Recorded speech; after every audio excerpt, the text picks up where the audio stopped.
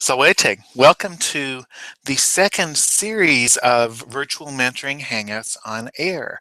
Um, this one, this week, is about integrating language and culture in the Latin classroom, and it is very much inspired by our friend Ann Stock, who is just about to join us. So I'm going to wait a moment until Ann is able to log on. And I know that lots of folks are coming today. I'm excited to welcome you. Some of us are watching on YouTube. Some are actually going to be in the Hangout.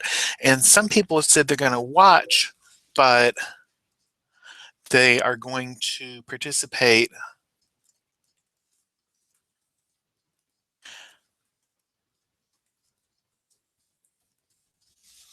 Going to participate virtually in various other ways. They're going to send questions over Facebook chat. And so periodically I will stop, and it may seem like I'm stopping, but I'm going to be going over and checking in on our Facebook-based viewers. And we're having a couple of, Ann said she's having a couple of technical difficulties, so I'm going to see if I can help her get logged on.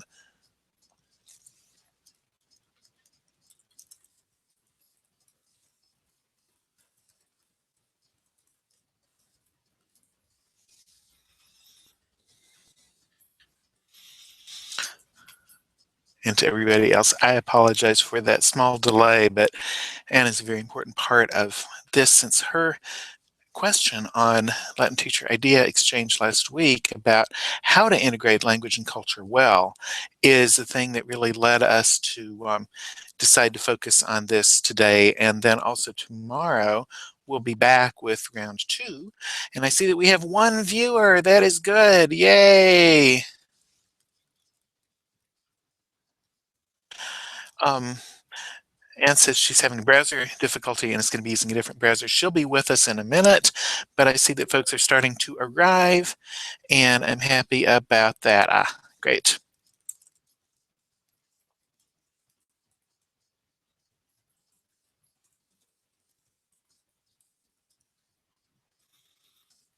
Yay, I'm glad. So Ann can now hear and see, and that is exciting. And I am really, really happy about that. For folks who are watching on YouTube rather than joining the live hangout, that is absolutely a question. Or then you can either, if we're connected on Facebook, you can send me a question that way, or you can also post a question on the event page, the link that you got, the Google Hangout link that you got where you had the choice of watching on YouTube or being in the Hangout. And so, all right. And we've got a question now from Alan, who is watching the stream.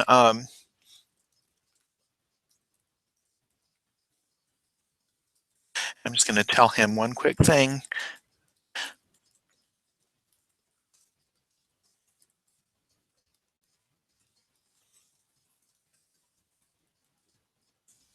About how to do that if he wants to, but it is perfectly okay if you guys just want to do what you're doing, watch and send the questions in on Facebook if you prefer. That is absolutely fine with me, because there are multiple, there's no such thing as a wrong way to do this. Also, if anybody's on the the Google Events page and wants to put a question there, I'll look periodically. But it, unlike Facebook and unlike chat in the live hangout, doesn't give us an opportunity to it doesn't give me like an audible notice that of what's going on there. And I like to have the hangout page be in focus most of the time. Anyway, so salete to everyone who is watching, and thank you for joining us today. We will be talking about integrating language and culture. And I want this to be really interactive. So if we are connected on Facebook at all, if you'll send me questions and stuff that way, or if you're participating in the Hangout rather than watching the Hangout and have access to the chat box and the other things over there, then you can always send them that way. Um, But for folks who don't know me well, I'm Justin Schwam, and I'm so excited that we've got so many people who are interested in doing this thing and meeting at what's really not a I mean, it's a good time for many of us, but I know there are some people that it's a terrible time for. So I appreciate you guys for taking the time and for being part of it. And I'm really excited by the fact that there's so much interest in meeting this way and talking about these issues. I had an idea about next steps that I want to talk about, but I don't want to talk about it just yet because I want to make sure that we do a good job of really talking about the language and culture and stuff. And I see a notification over on Facebook. Okay, it's not about that, but I'm just checking in on that periodically to make sure that everything is how it should be. Um, so the so as you guys know, this idea had kind of been kicking around in my head for a while. I felt like I remember the bad old days before the internet when I was a new teacher. There was the ARPANET in those days, but we civilians didn't really have access to that. And I didn't have AOL or CompuServe or any of the sort of pre-internet kinds of things in the early 90s when I started teaching. What I did have was a whole lot of questions and a whole lot of concerns and a whole lot of new teacher issues, and really nowhere to turn to them except um, calling friends long distance back when you had to pay extra for that, and crying on the phone with them sometimes about how frustrated I was as a new teacher with all the things I wanted to do and didn't know how to do.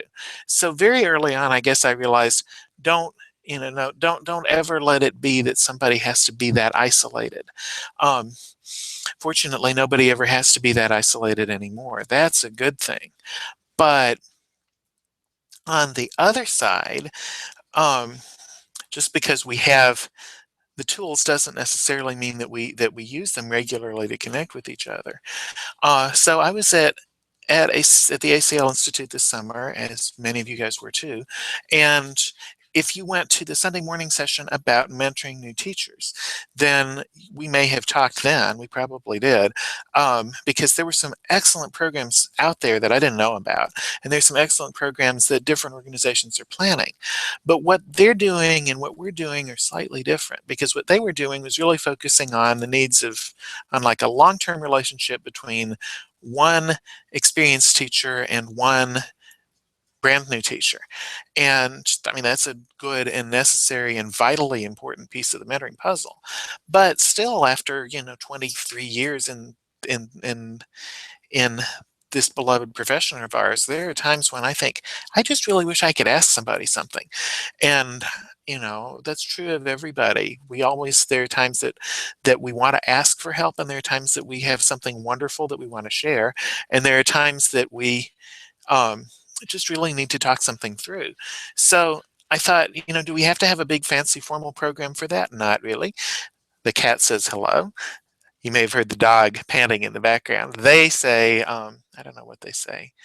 I don't speak their language, but um, but it's so important for us to be part of a community and for us to share our skills and our expertise and our questions and come together and make something, and not just make something that we keep to ourselves, but make something that we share. I think where that's the direction that it seems like we're evolving with these, so that I think we'll continue to have these standalone kinds of hangouts, but my hope is that we'll also build up a program where we are doing more, where we have groups that are meeting regularly, where we have groups that are really making stuff. Um, and I have ideas about some of the stuff, but I want to save that and see what you guys think. So another thing we talked about last week when we focused on classroom management and more was how there's a lot of help and a lot of discussion, um, for example, on the various email lists and on Latin Teacher Idea Exchange and all those places that you can go now. There's a lot of discussion at sort of the big picture philosophy level And there's a lot of discussion at the sort of small picture, what do I do? What are some strategies that can help me with this kid who's having trouble with vocabulary? But there's often it's really hard to connect the dots between the big picture and the small picture. So when we were talking last week, one of the things that came up was the idea of the medium picture, that in between the giant picture of, what do I want my Latin program to be? What are my overarching goals for my students? Um, what, what is my philosophical approach to teaching? Have I, do I have many? Do I have one? Between all of that and the practicality of how do I deal with this kid on this particular day, there's another piece that we started calling the medium picture. And how I define the medium picture, if we're going to use a picture metaphor, is really kind of literally as a picture of what you want that class to look and feel like when it's at its best. Um, so for me, I mean, you guys know me, so you know that phrase that I like to use, the joyful learning community that builds meaningful things together. And that's kind of that kind of bridges between the big picture and the medium picture, I guess. But so I have an image of what a joyful learning community looks like when things are going well. And then if I'm thinking about a problem area or a strategy or, what do I want to do about that one kid, then I can use that medium picture to guide me. I can say, well, if it was going well, what would it look like? And then I can say, okay, it's not going so well. So, what can I do? What can we do? What kind of a conversation can we have? What kinds of strategies can we try so that it starts to look more like that picture of how I want it to be? And of course, I got to communicate that picture to students and have them buy into the picture as much as they can, or then we'll just be at cross purposes with each other. And obviously it's not a perfect system. It's not going to work with 100% of the problems and 100% of kids needs 100% of the time, but it has served me well, and it has also served us well last week when we were talking through the process with classroom management related issues. So folks who are watching on YouTube, let's talk about integrating language and culture. And if you'll send me a Facebook message or put a comment on the event page, or if you want to switch over from watching to participating, that's fine as well. And just let me know, what are some of the issues that you are facing, or some of the successes that you have had, or some of the concerns that you have about integrating language and culture meaningfully in your class.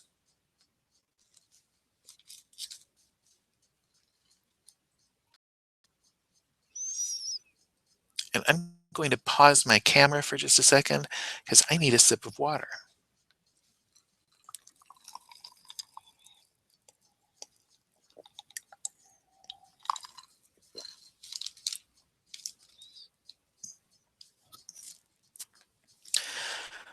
And there are some things that nobody needs to see, like somebody drinking or whatever. Anne says if she disappears suddenly, it's because of children needing something. Oh, yes, I think we all understand about that. Um, and Alan says,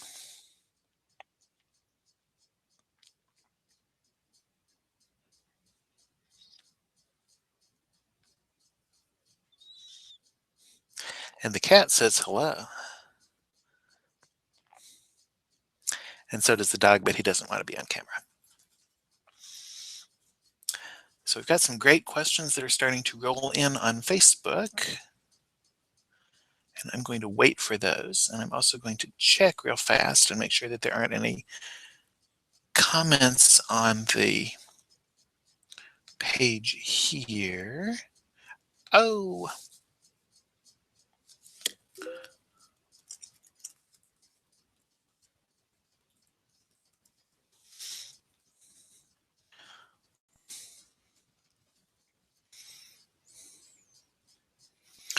and let's see, we've got a question.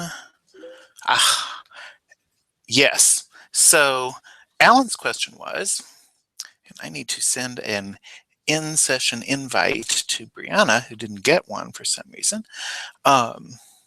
Just a second.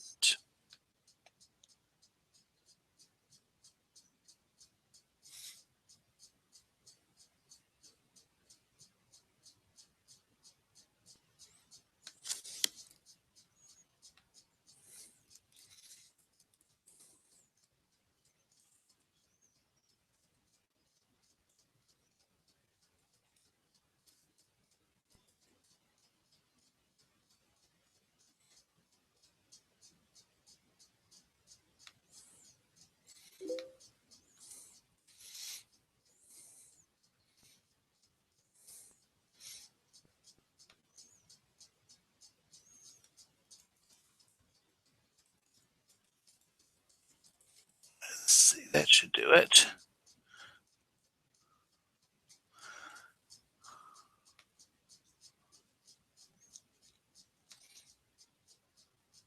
Now, why is it? There we go.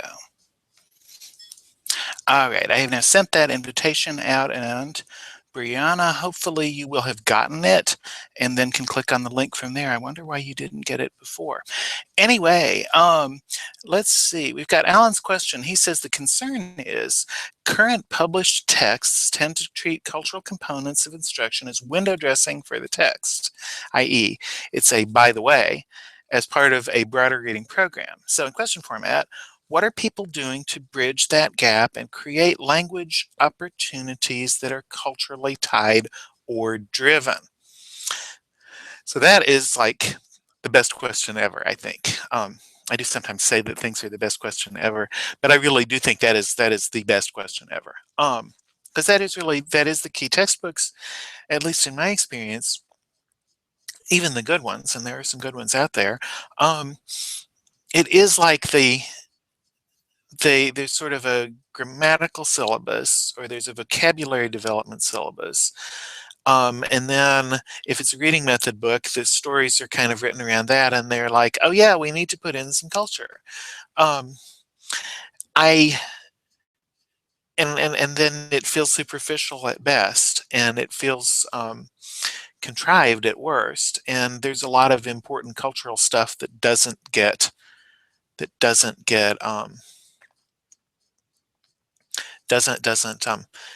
included. And then amazingly, remarkably, astonishingly, kids get to that intermediate point where they really need to have some deeper cultural knowledge, and they don't know. They don't know. And yay, Brianna's here. Yay, Brianna's here. Good. I'm glad you got that invite. And I sent it out again to everybody in the group through a circle rather than through anything else. Oh, Anne's question, I think, is related to Alan's. She says, my question would be, how do we do this at all levels with appropriate vocabulary? I know how to incorporate culture that is related to reading, but I don't know how to incorporate culture and language if the language needed would be way beyond that which the students know, i.e., they only have basic Latin 1 first semester vocabulary and want to learn about, say, the basics of Julius Caesar. And I resent out an invitation to the Hangout to everybody that's in the group. And so if you look in your Gmail, you should find a clickable link there that will allow you to join us. So Anne's question is how to do this when the vocabulary seems like it's beyond what the kids have. And Alan's question is how to do this in a way that is seamless rather than sort of bolted on. And Brianna, since you're here, do you have any thoughts about that, or do you have any solutions that have worked for that, or should we just sort of talk together and try to figure out how to do this?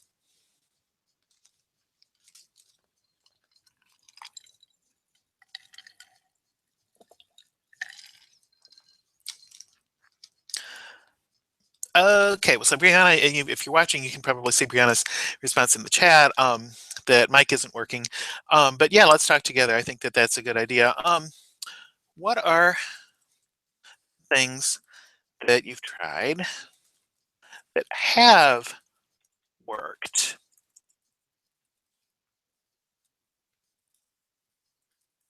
Successes with integrating language and culture, whether they're like tied to what to your current textbook, oh sorry, or whether they are, something that you've just always done, or whatever they may be, things that have worked well that are combination language and culture activities. The cat says she has a very good suggestion, but she's not telling. And again, you guys can answer. Tell me on Facebook. Tell me in the chat if you're in the live hangout. Tell me wherever you want to tell me.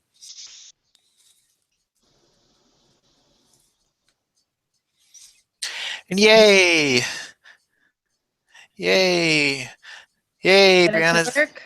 It's working. Yay! Yes, it is. Okay, I'm turning off the video though. Okay. Yeah, I know. I can't turn off the video because I'm the host. I mean, I could, but then you just see my head, and that would be kind of boring. Also, the cat is entertaining. You could show us Okay, I'm something that. sorry. I was getting another device in the other room. What was the question? Oh, the question was, what are some things that we've done collectively that have worked to integrate language and culture? Oh gosh, this is something I really struggle with, so I don't have any good answers. I'd love to hear what other people do.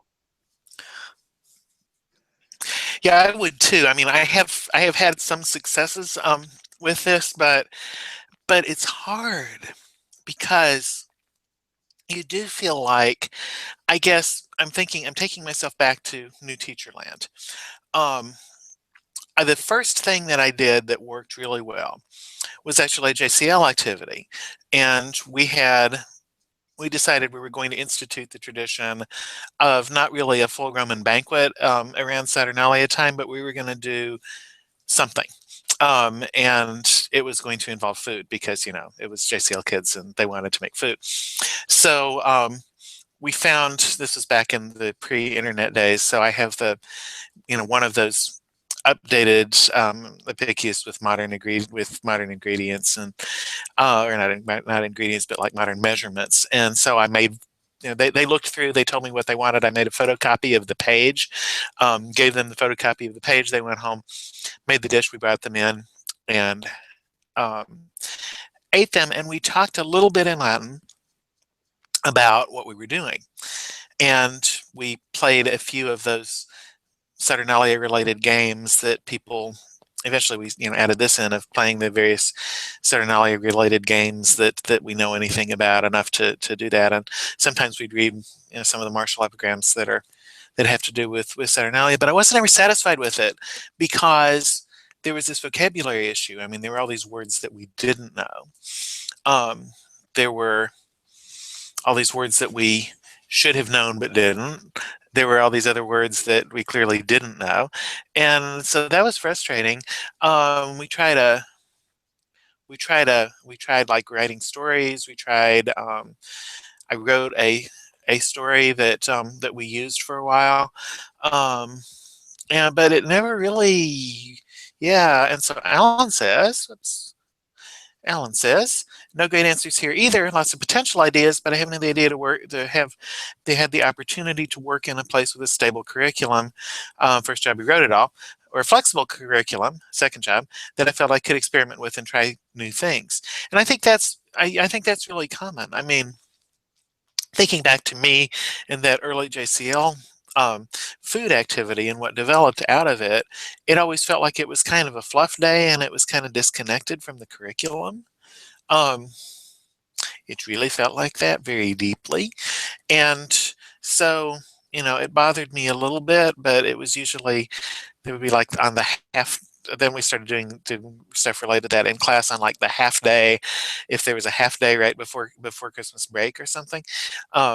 And then that felt more educational than the things that Miss Such and So down the hall was doing, but it still didn't really feel deeply connected. Um,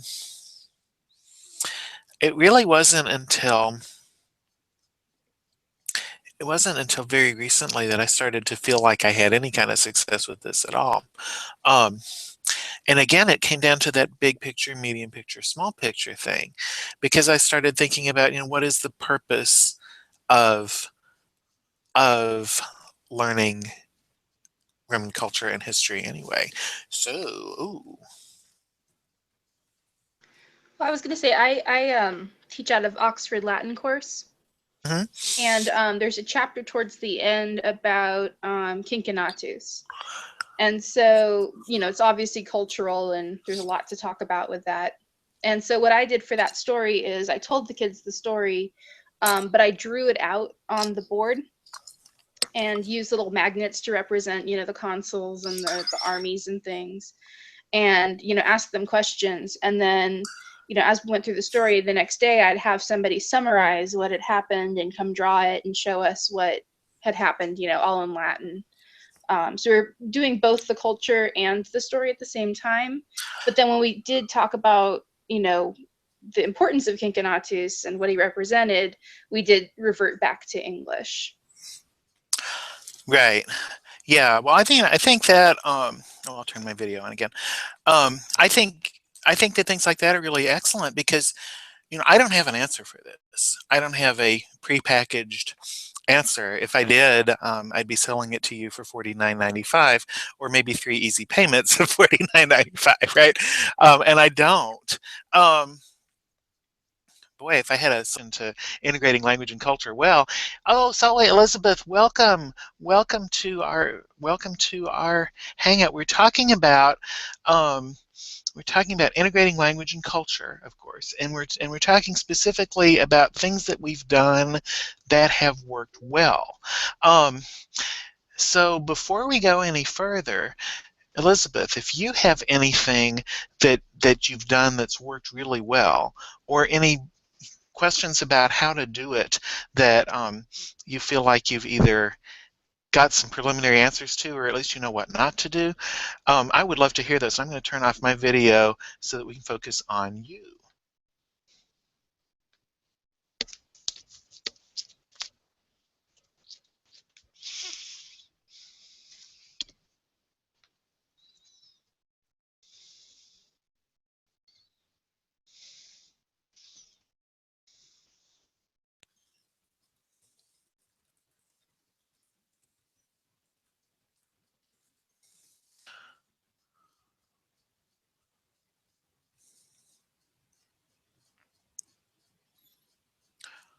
Oh, and Alan has a really good question. Whoops, Elizabeth has disappeared, so she'll be back. But Alan says that he thinks that part of the problem, and I think this is true, is that so much of Latin vocabulary is driven by the quote target texts at the end of the curriculum, many of which don't directly address any of the sorts of cultural things we want to hit on. We're so busy teaching a wide array of words to make Caesar and Virgil ultimately intelligible. We don't have the opportunity to give students the cultural vocabulary that they need to understand those texts in Latin in the long run anyway. And I think that is true. I think it's also a self-defeating prophecy in some ways because, excuse me, because people who think that they can only do, yay, Elizabeth is back. Yay, Elizabeth is here. Zoe. Sorry. Um, Sorry, we're having some technical difficulties. oh yeah, it happens. I love Hangouts as a platform for one reason: they are free, and when they work really, really well. I consistently get them to work on a fairly new Mac on Chrome. I have never really, and I can get them to work extremely well on Chromebook because there's. But if you have something other than a fairly new Mac with Chrome, if you have any version of Windows, or if you have an older Mac, oftentimes there are weird technical difficulties, and nobody knows why. Yeah. Yeah. So anyway, now that you're here, before we get to Alan's really great question, is there anything that you've done with integrating language and culture that's either worked really, really well, or it was just such a total disaster that you don't mind talking about it now? You stopped crying enough to to be willing to talk about it?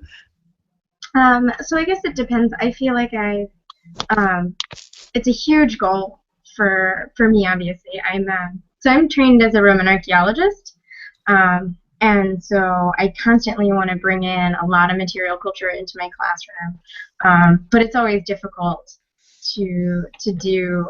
One of the I work with the Hans Warburg Lingua Latina series, so actually my kind of project for myself this summer has been trying to do a kind of understanding by design, what are the essential questions in these chapters, which really leads me to like what authors can I bring in, but more, or sort of more importantly for me, what I can bring in to that in terms of material culture. So what can I show them? What can I put up on screen, or what can I do in terms of like household items, ceramics, and things like that.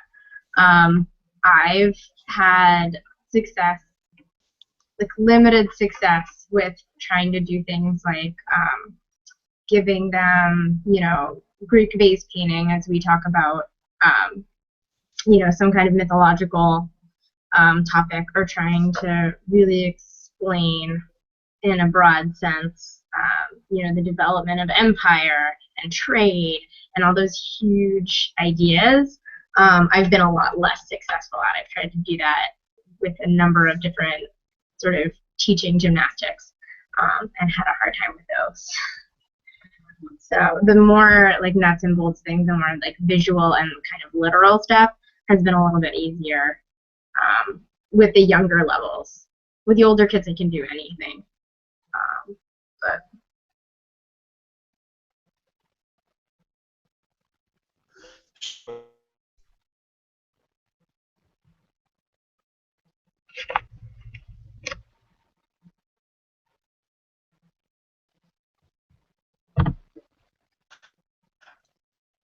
Okay, poor Alan has had a the logical thing is to say, well, how, given whatever set of materials, and what are the logical things that you can incorporate in this particular storyline? What are the things that need to be incorporated with this particular storyline? And then there's the question of how do you do it, and then there's the question of how do you make it a combination culture and language experience, and they're interrelated questions. I love the description of what you're doing and the UBD approach, because that's very much how I go about trying to plan things, is beginning with the end in mind. What do I want? What do I want us to be able to do at the end? What are the essential questions? And then, then in the work that Ann Martin and I have done with the Trace Alumni Project, what we set out to do was to try to build a resource that was not primarily grammatically driven, that if it was story driven, which it kind of is, that it was story driven with a particular cultural focus for each, so that you really could go into as much depth as you wanted with the material culture and with historical and mythological and other kinds of connections, because there's not one right way. And I think that's such an important thing too, is that there are as many right ways to do this as there are people doing this work. So that that excites me to find out that we're kind of all on a similar page, of saying, well, how do we do this, or how should we do this, even though sadly none of us are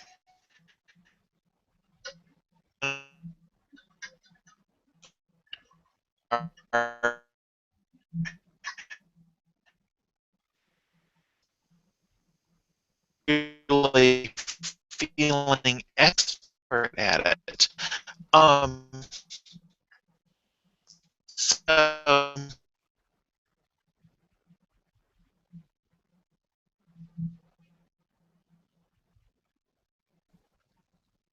Is the feed breaking up for anyone else? yeah, it just broke up for me for a little while. I kind of got a huge pause, and then some. Yeah, I heard no one's an expert. Yeah, ditto. So that's where it broke out for me as well. Justin, are you still there? My visual for him is Frozen too. Yeah, me too. Okay. Was that your voice? I heard when I was listening to the live broadcast that you work with the Oxford series. Yes, Okay. it is. Yeah. Okay. Cool. Yeah. I only teach the 7th grade right now. And there's Oh, not a okay. ton of culture in it, so I have to do a lot of supplementation, and I'm always trying to find ways to make it more natural. And I'm pretty terrible at it. A lot of the times we just read the culture section in the book, which is why I'm hoping to get some ideas here for projects or ways to keep it in the language. Yeah. I guess the two of us can have a conversation. I don't hear anyone else here. But Dustin, let us know when you're back. Yeah, please. I found that, so I've sort of semi-inherited from an emerita professor of mine a whole bunch of books that she wanted to get rid of, and I picked through all of the free books anytime they're offered to me. And I found this one called Claimed by Vesuvius, and it looks kind of ridiculous. Like I thought it was going to be a bunch of little like cheesy stories, but it's actually a collected set of inscriptions from Pompeii Oh, that's and neat. Herculaneum. It's amazing, and they're collected more or less by theme. And so what I've also been doing this summer, because I lesson plan really well out on my deck with sunglasses on, with the dog at my feet, as opposed to during the year when everything's stressful. So I was picking through that book and going and seeing, well, what's a really good example that I could use that would teach, right, the genitive. Okay, so a lot of the dedication ones have, this was dedicated by so-and-so, son of whomever, right? And Right. sort of opens up a conversation about why are they identifying themselves as someone's son, and it's sort of secretly a really good practice of the genitive. Right. So I kind of marked them out chapter by chapter as what I thought I could use. Not group by group, actually. It doesn't really work that well group by group. Except that we have a chapter where they go and visit a shop. And so the shop signs are going to be pretty cool for that. And I can take that kind of lock, stock, and barrel. But yeah, I think that little resources like that are actually huge because kids remember those kinds of things. Yeah, something that's real and, not just something made up in the book. Yeah. And my freshmen really loved, last year I did little like 2-line, 3-line, 4-line bits of poetry that they learned and memorized as best as they could. It was never like a full, like they would call me on Google Voice and leave me a voicemail of their recitation. Okay. You don't actually have to memorize it then, but they get like bonus points or whatever if they retained it for a long period of time, which with the songs they often did. And they really liked those. Like we did Catullus 13, because there's like Saccus est plenus purorum, Saccus est plenus malorum, whatever in our book. So it's the Sacculus tui Catulli. And I think I'm back. Yes, you are. Yes. Cool. But yeah, that was apparently that my was really successful. internet connection disappeared briefly. Oh. Yeah, we were so wondering. joy. But anyway, now what I heard before that happened when I was frozen, but I could still hear you guys was just excellent. I mean, I wanted to say, yay, you guys are doing such a fantastic job. Wow. So I'm just going to be quiet and let that continue what you guys were talking about because it was all so good. I don't think I was gone but for about maybe 2 or 3 minutes. Oh, okay. Well, I was saying little snippets of authentic Latin, of literature. I'm trying for these inscriptions. That'll be new. It might be great. They might not be super into it. But the literature, like the reading the poetry, since it had a beat and a rhythm, and I ended up doing a lot of Catullus because, he's a character. I think they understood well that they were dealing with like Romans as human beings instead of Romans as statues. And that helped a lot. Although I really love statues.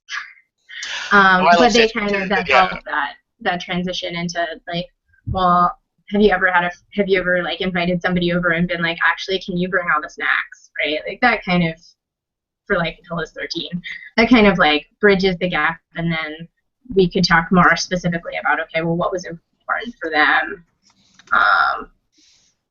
You know, he didn't say I'll bring, you bring the Dorito, right? But what that is. And so those were helpful, because I think before you can really attack stuff like culture, they need to understand that they're dealing with like people and personalities who are eating this like weird fish sauce before they want to even know or care about what garum is. Oh, absolutely, yes. And yay, Anna's here. Zoe. It finally worked. I'm so excited. Zoe to Omnis. Zoe.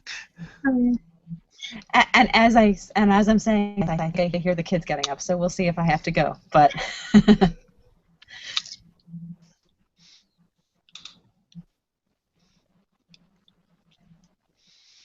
Yeah, isn't that always just how it is with life? But at least I know this is working, so that's huge. Yes, it is working. I'm so happy. And I'm really sorry about my glitch earlier. That was frustrating, but That's okay. But it does happen. I mean, it may speak to the fact that that we want to move to a paid platform that has like better connectivity. Although I have never found a video conferencing platform that doesn't sometimes drop people. So who can say what will come with Nothing's that? perfect. No, nothing is. So you were saying earlier in the Facebook chat, you had this really great question about how to incorporate culture and language when the language is needed is beyond what the students already have. Yes. I don't have an answer for this question, but I thought it was a really good one. Yes, I mean, that's part of why I just end up not doing that most of the time. I do it some of the time when I can talk about Dea and Deus. That's easy peasy. But, I can, short of just teaching the language as I go, that's easy enough to do with a PowerPoint, Jupiteras Deus, fulminus. And you show them a picture of a fulmen. But, when you get to talking about Julius Caesar and, that he was, killed on the Ides of March and they've never, heard about a Haruspex before versus, versus an augur versus, a soothsayer, and getting to that when you really just want to say he met someone in the street, and who told him he was going to, beware the Ides of March. That gets very complicated. I guess at a Latin 1 level, you just keep it simple. You talk about his accomplishments. But still, the kids want to know a lot. Oh yeah, they do, and I think that's the trick is how in depth do you go, and how much do you do in the language, and how much do you send kids out to find out for themselves, and then come back, and then if they're fascinated by this, do you then focus in on some key vocabulary? Do you make a story about it together? Do you do there's so many ways that you can. One of the things that I kept thinking about early in the day of very nice. Alan says, and Alan can't join us live, but he says, based on Liz's comment, it sounds like one thing that would be really helpful for a lot of teachers would be a source book for linguistic input that's organized thematically, not a lack of available linguistic resources for cultural components. That's not the issue. It's a lack of curated access to opportunity. Ooh, I think that is absolutely true. Is that Alan? Yeah. That is Alan, yes. Okay, so great. Alan, Yeah. via Facebook, participating as best he can, because he was having even more issues than the rest of us. But I love that idea. I wonder if that's something that a group of us who got passionate about this could delve into making, with the idea that, like, we all, that I think that would require, that's the kind of thing that would require, some serious time commitment, and I'd be glad to facilitate it, but that's not a kind of thing that I could facilitate for free. But we could figure out a way to, to make it happen, and then we could jointly publish whatever we came up with. I think we need to know what kinds of words he's thinking about. Is he thinking about things he'd find in Troutman, or I don't know. Let's see. Alan says, perhaps the trick is to find some keywords that can bridge linguistic gaps without much instruction. Well, yeah, I think that's true. Keeping it simple is definitely the right idea. I think, yes, that is true. But it seems like what we're talking about right now is, well, there's sort of an example out there of something like this that has been done sort of. If you are an Ecce Romana user and you've ever looked at the Romans Speak for Themselves books, and even if you don't use Ecce, which I never have taught from Ecce, I was very briefly at a school that was developing an IB program. Well, I was there, and it was briefly developing an IB program, and then I left for somewhere else because it wasn't going to be a real IB program. It was so they could get out of districts athletes IB program, if you've ever known of such a thing. But that was what they were wanting to do. No, it wasn't. It was because it was going to be a real IB program for sure. But anyway, that was a long time ago too, and I think they ironically ended up with a real IB program, much to their dismay, and didn't get any out-of-district athletes out of it. But boy, that was a long time ago. Anyway, so but at the time we were developing this program, and there was some money to buy additional resources, and I requested a class set of the Romans Speak for Themselves, not even a full class set, but like 12, so that we could have them, shared by groups of 2 or 3, because what that does do is it does have like a theme of, say, the Roman house, and then it'll have progressively less adapted, almost embedded versions of, say, Pliny's letters where he's describing his villa in Loreto, and then it has comprehension questions about that, and it has like pictures of the remains, and it has stuff. But the problem is it's so vocabulary intensive. Alan says, no, not a Troutman type thing. He's thinking about resources related to specific items, e.g. lists of inscriptions like the collection that Liz is making. Yeah. I also have it's this Cambridge Latin anthology, and I got a blue cover with a wall painting of a bird on it. My friend borrowed that, and that's another one where it's thematic with the sort of thematically gathered text. And I know I've done hunting myself, and it's been for the seasons chapter last year, I said maybe my twos would really like to more intensively study some bits of poetry. So I just pulled out something from each of the seasons, and it was easy enough to go through and sort of, steal the work that other people had did, go to JSTOR and say, okay, well, here's an article about summer in the Roman Empire. What are their citations? And then go out and grab that authentic Latin. With my seniors or my juniors, I do have an IB program, actually. I can make them do that work. I can say, okay, find me an article that talks about this and bring it, share it on our Google Classroom. We'll look at it in class. But with the younger groups, you have to be doing so much of that curating that it's exhausting. Yeah, I mean, the other thing you can do, of course, is that you can have the older kids do the curating with the idea that they'll do the initial curating, and then you'll go back through it, and then they will have made something that the younger kids can get to. That's the thing that I do a lot, just because of the fact that, first of all, it's a huge time saver. Second, it's really good for them because they've got an external audience. Mm-hmm.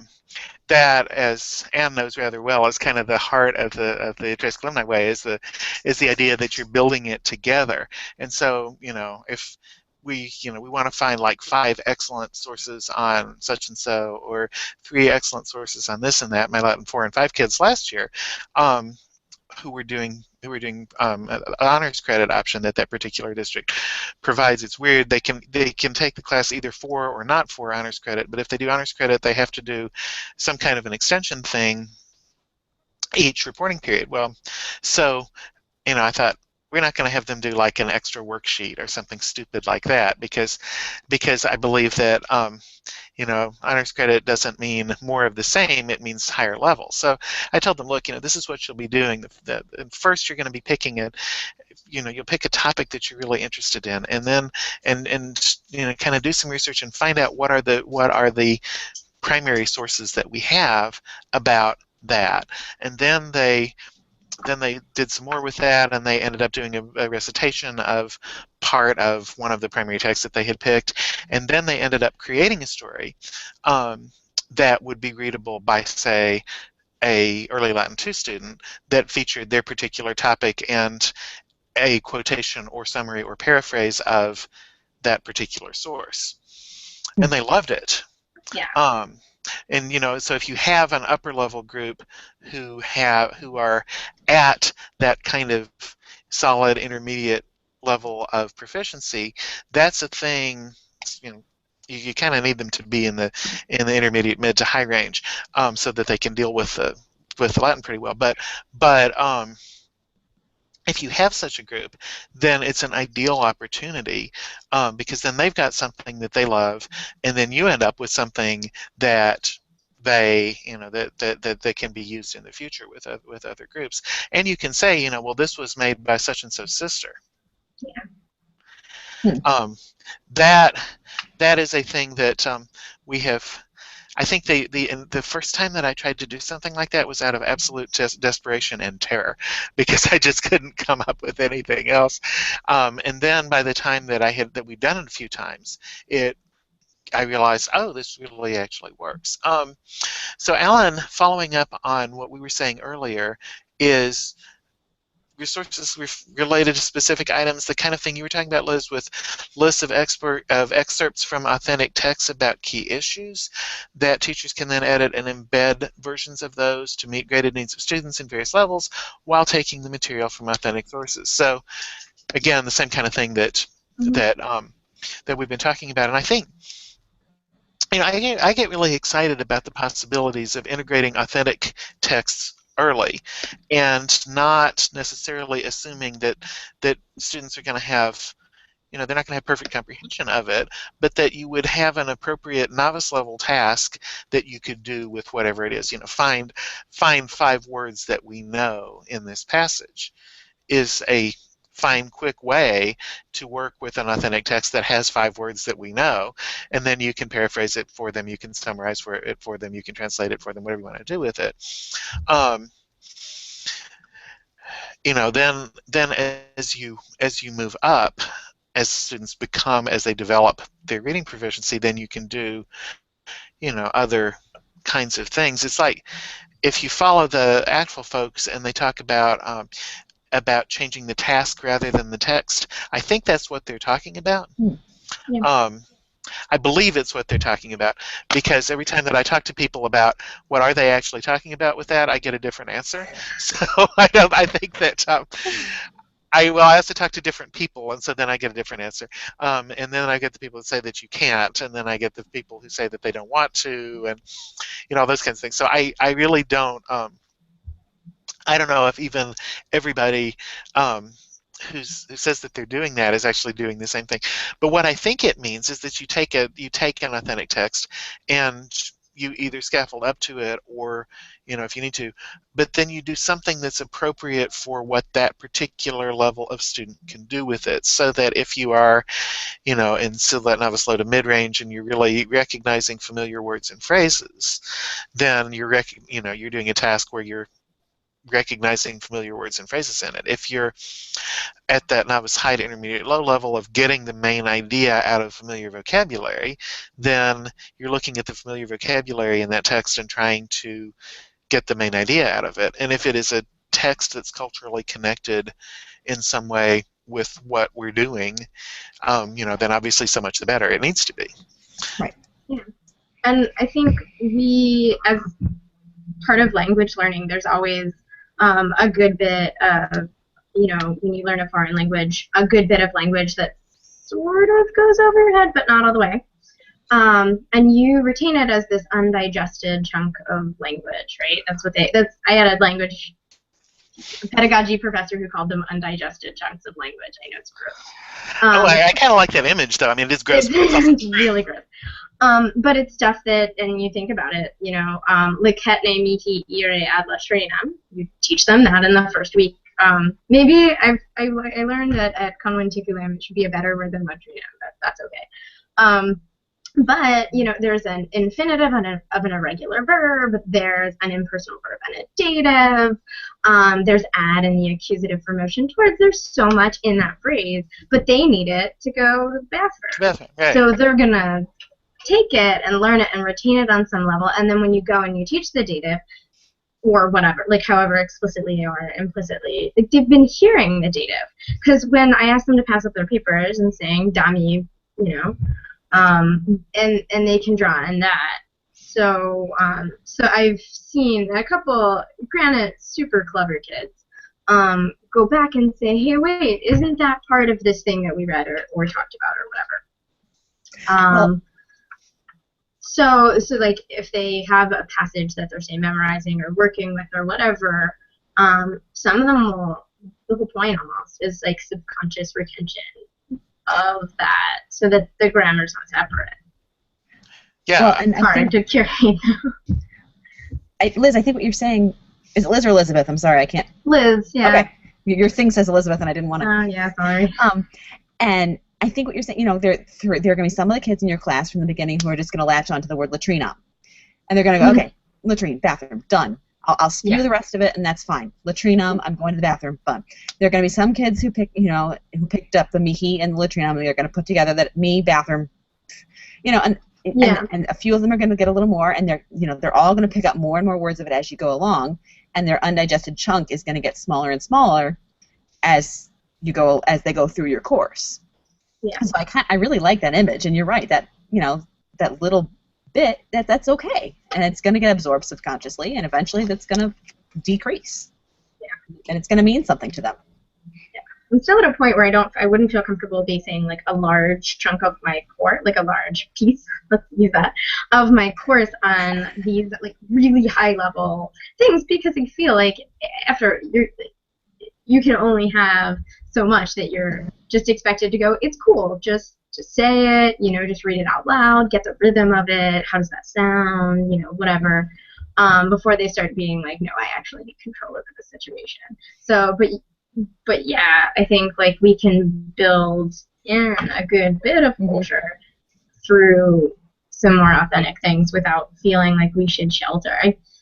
Last year I've started to let go a little bit of how much I should shelter grammar, and to some extent vocabulary, although I feel like I'm still pretty, something's gotta give. But I started to let go of how much I shelter that from kids, because then all it does is give them like repeated examples of how to use it correctly, so it's not new when it comes up in a reading. Right. How did the kids respond to that? For the most part, well. There's usually one or two kids in a group. So just for kind of context, I teach a public magnet school. So I have 33 kids in a intro class per class. And then last year I had 2 sets of Latin 1. And then next year I'll just have 1 set of Latin 1, and so on. But I'll have maybe 1 or 2 kids in a class who absolutely must right now raise their hand, shout out, translate what they think you're saying, and that's always kind of just like it's the but that's gonna happen in any class, right? In Spanish class and French class, just like we all come up with ways of managing that. But for the most part, it's actually helped a lot the kids who don't connect to the grammar of the language as well and feel like they kind of have a hard time and they really need to study those question words. Some of those feel super connected when we do stuff like singing, because all of a sudden they know a song in Latin. Like, why do they know a song in Latin? They know it's a Catullus poem, right? It's Catullus 5, whatever.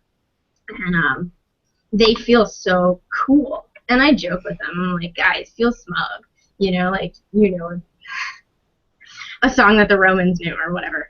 And so that gives a nice kind of sort of, eases some of the tension of that other stuff.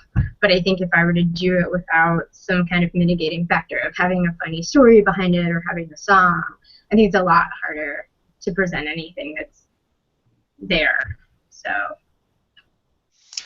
you're saying you don't define the words when you say you're referring, you don't define the words? Oh no, I do. I do okay. define it. So if I'm trying to do something like present, right, Katola is 5 to a freshman. Yeah. Like I summarize what's going on, and I'm like, guys, it's a pop song. Like here's the middle of it, right? Towards the end. So I'll summarize it for them, which is like a near translation, but I refuse to do like a full translation because it always sounds so like stilted. Yes. And sometimes even for a joke, I'll read them a super literal translation, and I'm like, wow, didn't that suck the fun out of it? And so I think that gives like they do already have a context, but if I'm trying to say like tell a story in the L2, like that's not, that's about something, and I might have like vocab written down, or I might be showing a picture. But there are times where I'm showing a picture of like a house with a roof, and I've got the roof circled, and like this isn't even high level stuff, like, and I write the word detective, and the kid's like, does that mean roof? Like, yeah, I mean, yes. They have okay, to ask cool. me that. Yeah. Like, okay, cool, and like that happens, but sometimes that builds, and you get like it interrupts the flow of that class. But and so there's a heightened danger of that when you're dealing with stuff that's more difficult. But. Oh, let me also say salve to Jenny, who is able to join us. Yay, I'm so glad you're here. And we are talking about integrating language and culture, which is a thing that you do really well. If you have any words of wisdom for us, we have, well, gosh, before we ask for Jenny's words of wisdom, maybe we could summarize what we have said so far, which is that, would somebody be willing to do that? Because we've talked about a lot. And you know what? I think I have to go see what the kids are up to. But I thought I heard a little something in your background. Yes. Yeah, I think there's something going on upstairs, and my husband's there. But I think they're both up probably. So, so I probably ought to go see what he's up to. But it's been lovely. I will check out the video later.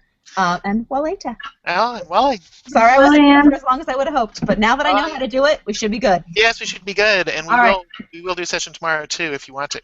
All right. Well, later. Bye. So the things that we talked about, we had some really good questions from Alan, who had all kinds of technical issues. Alan's question was really basically about how do you integrate language and culture when it seems like so many books and curricula are so driven by Caesar and Virgil type words, but yet they aren't driven by the essential cultural features of Caesar and Virgil that you need to know in order to be able to understand the text. And then Liz was talking about what she does, which is just so great, of taking a UBD kind of an approach and saying, well, okay, given that this is the theme of this particular set of readings, what aspects of culture, material culture, and history and other stuff can I incorporate? Helps when you're an archaeologist, as she is. And then we talked about putting students in charge of finding, or finding within a set of things that we've sort of pre-curated for them, finding good resources and making good resources.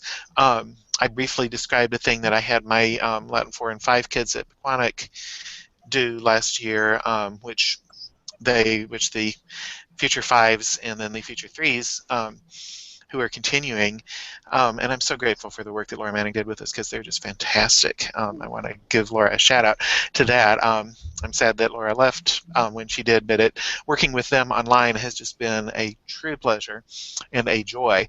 But anyway, what we did was, for the kids who wanted honors credit, in the first, and they were on trimesters, which thankfully they're not going to be. But anyway, the first trimester, they picked a topic that they were interested in, and they did like all the research that they possibly could about that topic, and found or attempted to find some Latin primary sources about, that were at least tangentially related to their topic.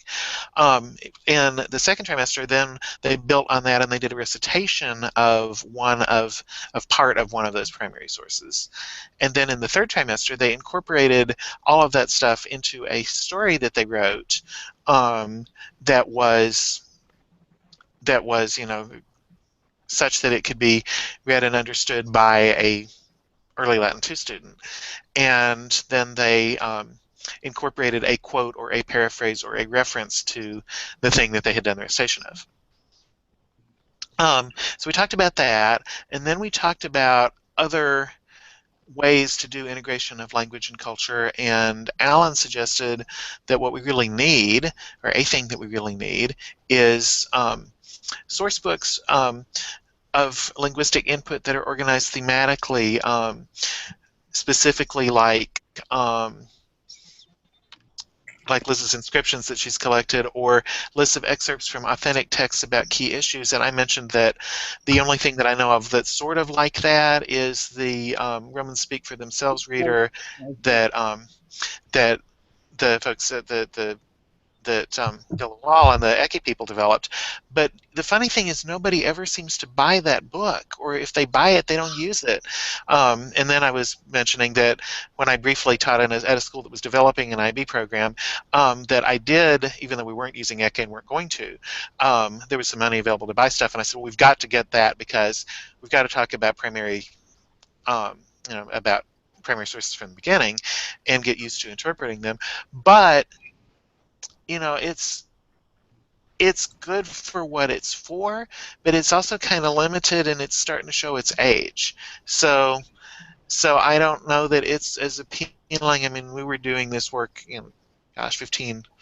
more than 15 years ago, almost 20 years ago, and kids 20 years ago were very different in their expectations than they are now, and there really wasn't the internet exactly, and it was a very, very different world. So Jenny, with that background,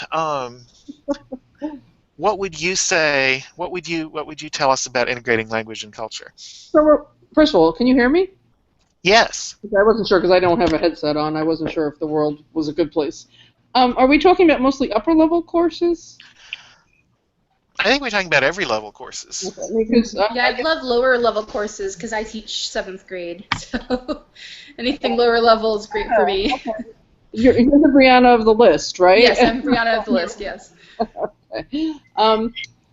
Well, I guess, when I didn't use a book that was so, because I use Cambridge, of course, and that obviously lays a groundwork for culture so well that, as you're reading the stories, that has shifted my approach. It just happens, to be honest with you.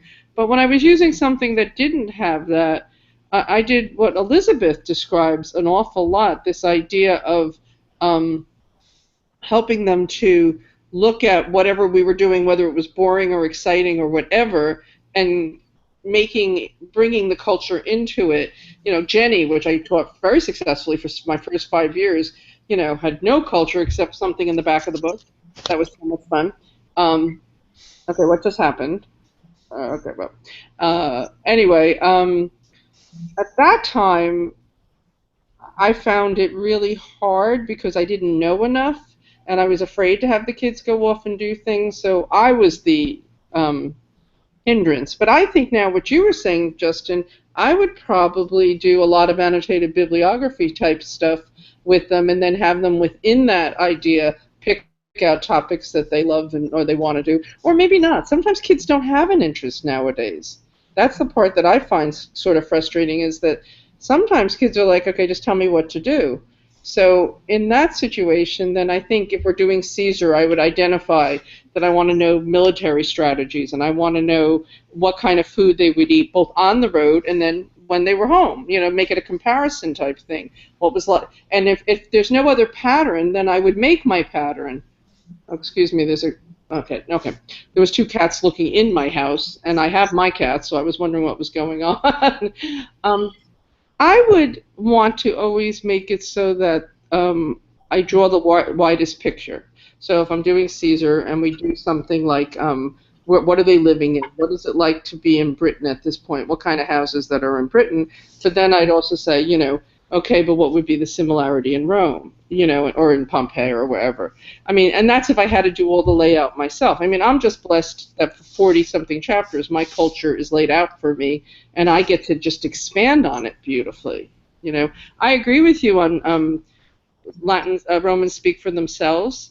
I love that book, and I think it's great for adding things in all along the way. The other books I like, which aren't totally in existence anymore, but some of them are. There was 4 books that Cambridge put out called Oh, yes, there were. What were they called? something like Love and Friendship, City, something and something, and I don't remember. And they were thematic by a topic. Either it was Love and Friendship was obviously one of them. City and Country, I think, was one of them. And then and they were great because the passages were tiny, and you could build up their knowledge. I don't tend to pre-introduce vocabulary, but I do what Elizabeth does. I would set them up on a passage that we had never read before. I tell them something about it, and I'd ask them to read it with me out loud so we could see what we noticed about the passage just reading it, and noticing if there's words that are seem to be the names of people and places. And, of course, every story has a glossary, even, the most obscure texts, and look at those. And then I would want us to sort of kind of just read through it and see what we could get, and then identify the vocabulary that we have no clue about. I always kind of do it that way, because otherwise students, I feel, become so not relaxed and not lazy. I'm trying to find a third word. Comfortable in looking things up instead of trying to interact with the reading. And I don't want them to make that their default. Yeah, I think that makes a lot of sense, because I do think that one of the dangers of what we do, of the kind of the typical way that Latin teachers and the classicists in general approach a text, is that we sort of assume there's going to be a glossary and or a dictionary and or all these detailed notes, that there's more of them than there are of the text itself. And then, and that is not a bad thing when you're at an intermediate level of proficiency, but if you don't work past that, then you're going to fossilize yourself at that intermediate point. And one of the fears that I have, one of the things I try to sort of hold myself accountable is I don't want kids to leave me thinking that they can work with the text independently, but they can't. Right. I don't think that's fair to them. I'm sorry. Oh no, go ahead. I'm sorry. The 2 summers I went to Cooney's Summer Institute, the 7 weeks where you just totally immerse yourself. It's boot camp for Latin. And we did all of Virgil one summer. And we did all of the Metamorphoses and 2 other things of Ovid the other summer. They just default to, we're not going to torture you about vocabulary, and they just gave you running vocabulary lists. Mm-hmm. And even then they said, obviously the more times you have to look something up, the more painful it becomes. So, and that was way back when I really didn't know what I was doing, so I was grateful for the list. But what it said to me was, and I know that's not really the topic, I wanted my students to always look at a passage and think, I can read this, and not, oh my gosh, I got to look this up and I got to look that up, and I know my weakest students, and I did not have superstars. I taught in a very common, kind of group of kids. That was where we always approached it. Whoops, sorry about that. Let me mute myself and see what this is. Okay. Oh, no problem. As far as glossing, sorry, did you, Justin? Oh no, I was just saying that yeah, for Jenny to go ahead and take that call. But yeah, as far as glossing, I think that is a huge question, and so I'd love to know what you do. So working with Warburg, or what Warburg does, especially in like the advanced in the beginning chapters, it might be like a picture and then a word underneath, and then the word underneath it for the vocab. But as they get more vocabulary, they get more synonyms and antonyms, and the entire sidebar. I mean, I'm sure that you guys are familiar with the text, but there's no English at all. So the sidebar is an explanation of, for example, I don't know. Jungere is the opposite of dividere. Fine. Okay, great. Right? Like, you don't need me to say that that means join. I mean, one, it kind of looks like it. It's next to that word. So I do some of the sidebar, like Orbergian definition in Latin, for a bunch of the words whenever I can. And other times you're just like, I got nothing for that. You know, I can't act that out. Like, I can't put it on the sidebar. That's really hard.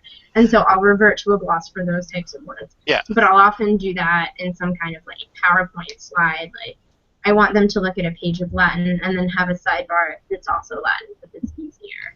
And that works with my twos. I mean, even as low as twos, they can get that, right?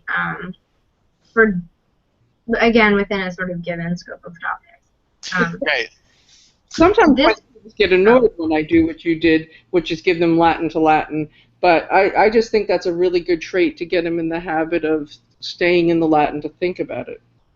Yeah, and like they know what said means, right? Like, that's fine. So if I give them like autumn, squiggly equal sign said, they're like, okay, not a big deal. But it helps to like reinforce that all the time. And like I'll just joke and I'll say, well, how could I do this differently? And they'll use Etienne instead of Coca, right? Like, that's like what my ones do. But at the twos level, if I'm trying to bring something in that has more tougher vocabulary, it's sometimes, you know, like I'll put it on the sidebar. And I don't know it.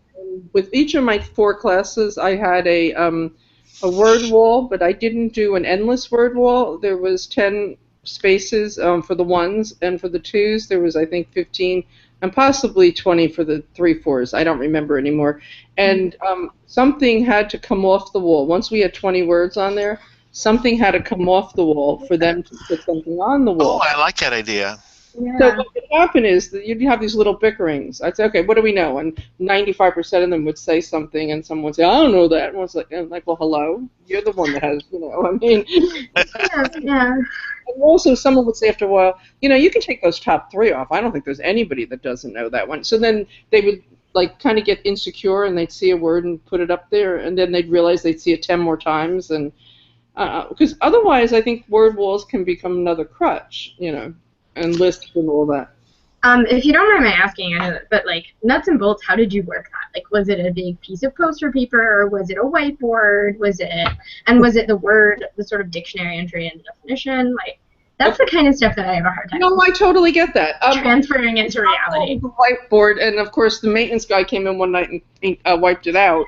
And of course nobody in the class could remember all the words, so we had an argument. And so I just took one piece of I wasn't very organized about this, as I am many things in life. I just took one piece of like large paper and divided it into 3 columns. Like in my fantasy world, I'd have individual cards and I'd move them up the bulletin board. That never happened, you know. It just didn't. So and then when we had a point where the paper got really beaten up, I ripped it off, and the words that were still on it just got replaced on the next one. But actually, what I would do is when it was getting beaten up, I'd say, "How about we get rid of a whole bunch of these?" You know. See, I just really strongly believe in active vocabulary acquisition, and it's not necessarily have to be oral Latin. I mean, it can be, whatever people are comfortable with. But I think as teachers, the more we model, like you did with that thing with bringing 2 words in and reminding them of what the one word means so that they get the other word, I think the more you model that kind of stuff, the less they sit back and think, all right, I got to figure it out at some point. They're doing it right then and there. You know, I often would say when we see certain kinds of verbs, well, what other verbs are like about body parts, or what other verbs are actions, you know? And when you ask me about the form, for the beginning, it's just whatever form it is. I'll usually put the first person singular or third person singular because it's Cambridge. Eventually, I just use the infinitive for the verb, and I use probably the nominative for the noun. And I don't put all the forms up there. I just didn't have space, you know, and it was mostly context. But I always kind of am pretty consistent with the infinitive, you know. And the English definition? Yes. Or yeah. picture? Okay. Yes, yeah. At first, that was the whole point. They could have that one word. And then every once in a while, you have some kid who wasn't thinking say, well, they bring up the word in another form. And to me, that was a teachable moment, like 2 seconds on the board, you know. Okay, so if we have whatever, Wakara, and we know it's Wokat. Well, what do you think Wokabon? Oh, what do you think blah blah means? Yeah. But Yeah, I that just makes a lot of sense. That's really good. Yeah, I really like the idea of a word wall that isn't endless because partly because old school buildings that are flammable. I worked in one of those for a long time. It had hard pine floors under the tile, Hmm. and then I'd have these people, and the fire marshal was really good about telling people, no, no, no, don't do this, no, don't do that. But then, he would be there in September and maybe again in March, and in between time, it got kind of scary. So I've never ever really been a big believer in, unless you have a really fireproof building, in covering every inch with flammable stuff because I don't want to die. Of course, I say that, and you might look around my house and say, "Well, then why do you have those stacks of paper over there?" But I love the idea of a limited word wall. I think that is just the best idea ever. well, Um, well, listen, I see vocabulary as there's three kinds. There's the kind you absolutely need, and it's going to be the backbones of all Latin. There's the kind that a particular author or a particular topic uses, and you may need it, but you probably only need it more transiently. And then there's the kind that's really interesting information, but it's going to, like I look with the Latin one book of Cambridge, where's Sapellus? Unless you read the Satyricon, you're never going to see that word again, So I kind of like try to teach my students to approach vocabulary that way, you know. yeah, I think that's a wonderful idea, and that kind of relates to the discussion on idea exchange about vocabulary the other day from. Oh, what is her name? And she's using Eke, and she was surprised that the vocabulary seemed to be so driven by the story. But I don't think that she realized that. I don't like the way that Eke doesn't separate out important words from transient words. And I Yeah. think that she, just in looking over the book, couldn't see it. She may have one of the older editions where they didn't mark the words that they think are important. And folks were helping her out with that, and I think that helped. But then that leads into the whole issue. It's a bunch of vocabulary-related issues that we probably want to talk about. Yeah, and I got off on that. Sorry. Oh Uh, no, no, I That's a think I good. think it's really important. But I do well, think that say one because other- because sorry. because it's connected. Oh, go ahead. No, you go ahead. Finish. I'm sorry. Okay. I think it's connected very much to that notion of the three kinds, the sort of core vocabulary, and then the important to this topic vocabulary, and then the ephemeral vocabulary. I think that is a huge thing that a lot of folks don't really think about because, if your Latin learning experience was with Wheelock, then there were 25 words and you were supposed to learn them because that's what you did. And they were grammatically connected probably. And, actually they were connected with a theme that Professor Wheelock had found, back in 1950 in the original version of the book. But by the time it has been through all the editions that it's been through since, that original theme, which is usually kind of a big cultural attitude that's hard for Americans to grasp, has kind of been obscured. And I don't think that it was, I don't think it was intentional. I just think that that's what happens when you keep adding stuff. You compare the old Jenny and the new Jenny, and there was a lot of good with the newer. Well, the new edition is 25 years old, right? But a lot of good things happened with the 1990 edition of Jenny. But one of the things that happened was that there was a very deliberate sort of accretion of, we're going to add these cultural topics and readings over on top of what was already there, Right. and we're not going to cut anything. And then a lot of people for a lot of time were just absolutely overwhelmed by it because it seemed they thought they needed to cover everything. Right, but yet when I was teaching Jenny, one of my embarrassments was I knew so little culture. I mean, I hadn't been a Latin student by background, and then I'm reading the back of the Jenny book. I was using probably the 81, and there was this little paragraph in the back about houses and 3 or 4 black and white pictures, and that's what I knew about culture in those days. So to have something that was too bad, and I'm glad they did put more culture in. I think one of the problems, and I think I've said this to you, Justin, is I think we teach grammar, vocabulary defensively. We try to cram as much vocabulary into them so that when they get to whatever they get to, IB or, we've gotten our best shot at them having a lot of vocabulary under their belt. Yeah. And then we passive aggressively, and I don't mean us personally, but us collectively, zap them if they don't remember a word they haven't seen in 13 months, or 2 years. But, if you're a good student, you know that word. And then, okay, so I'm not a good student, shoot me now, right? Whereas I think if we work on with language and culture, constantly kind of just broadening our circles of bringing the information together. And I don't think there's any book, except maybe Latin is Fun, that really does truly good thematic vocabulary, because Cambridge, it's words you've seen 3 times at the end of a chapter, so you don't necessarily have a theme. It might be a few words pop up.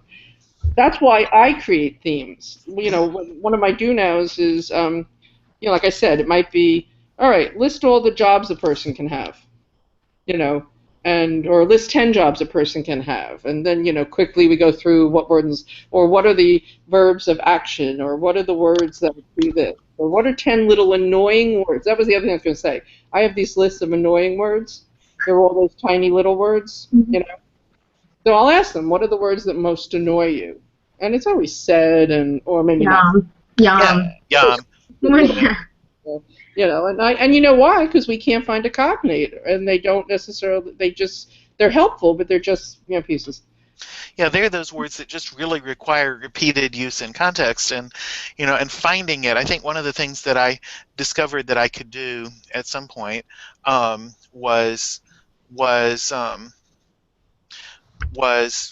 the notion of, we could go through, having read a text that had some annoying words in it, that we could translate part of it together, or I could even translate a sentence for them, excuse me, and as I was doing that, I'd say, well, okay, which word is now?